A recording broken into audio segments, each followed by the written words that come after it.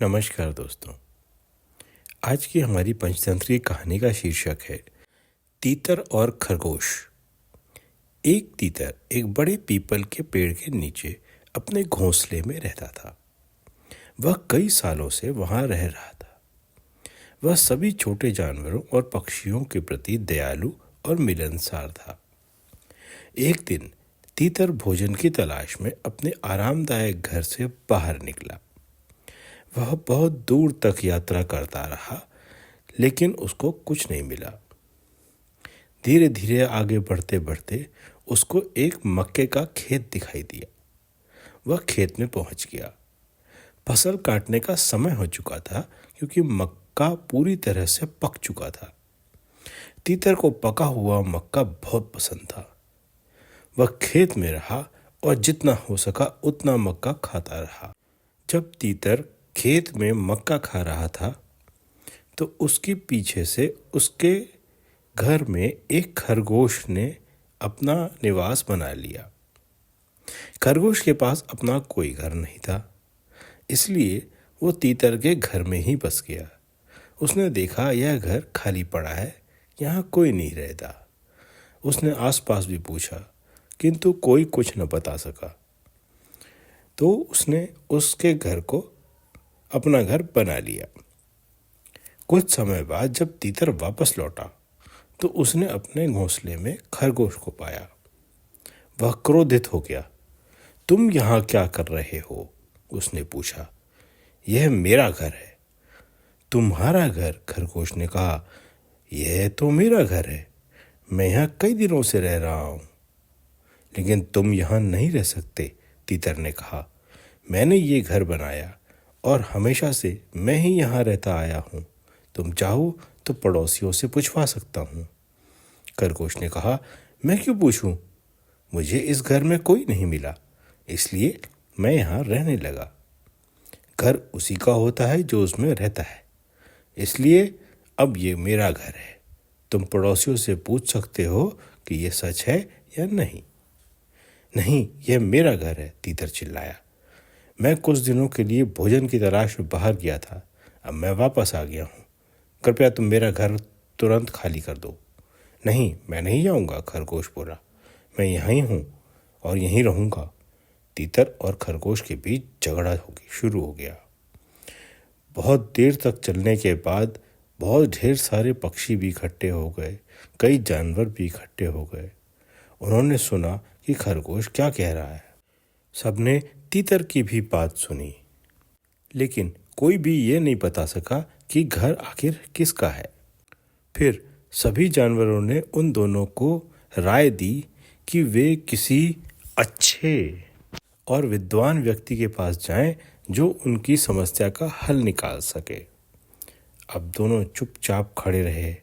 उनकी समझ में नहीं आ रहा था वे किसके पास जाएं, क्योंकि वे जानते नहीं थे कि यहाँ आसपास में कौन है ऐसा विद्वान जो उनकी समस्या का हल निकाल सके।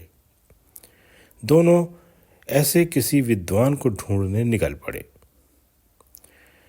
आखिर वे एक नदी के किनारे पहुंचे। वहां कुछ दूरी पर उन्हें एक बिल्ली दिखाई दी। वे चुपचाप खड़े हो गए। वे पास जाने से डर रहे थे, क्योंकि वे जानते थे कि बिल्ली खतरनाक है। वह एक दुष्ट बिल्ली थी। उसने जल्दी से अपनी आंखें बंद की और अपने पिछले पैरों पर सीधी खड़ी हो गई। उसने प्रार्थना की माला उठा ली और उसे जपने लगी। उसने अपनी पूरी आवाज में प्रार्थना शुरू कर दी। तीतर और खरगोश हैरान हो गए। यह तो एक पवित्र बिल्ली है। यह कैसे प्रार्थना कर रही है? कितने अच्छे तरीके से कर रही है।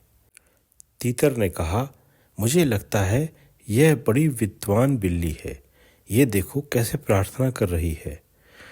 शायद यह हमारी समस्या को सुलझा सके। खरगोश ने कहा, हाँ, मुझे भी ऐसा ही लग रहा है, लेकिन फिर भी हमें सावधान रहना चाहिए। तीतर ने कहा, हाँ, बिल्ली हमारी स्वाभाविक दुश्मन है। हमें सावधान रहना होगा। दोनों चुपचाप खड़े हो गए और बिल्ली को देखने लगे। थोड़ी देर बाद बिल्ली ने अपनी आंखें खोली और उनकी ओर देखा। फिर हे पवित्र महोदय, तीतर ने कहा, इस खरगोश और मेरे बीच एक छोटा सा झगड़ा हुआ है। क्या आप हमारे झगड़े को सुलझा सकते हैं? कृपया इसे हमारे लिए तय कर सकते हैं।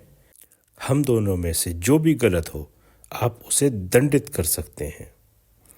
प्रिय मित्र, बिल्ली ने उत्तर दिया, ऐसी दुष्ट बातें मत कहो।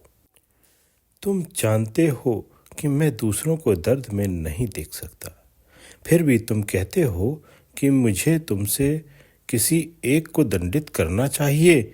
जो दूसरों को नुकसान पहुंचाता है उन्हें भगवान दंडित करेंगे।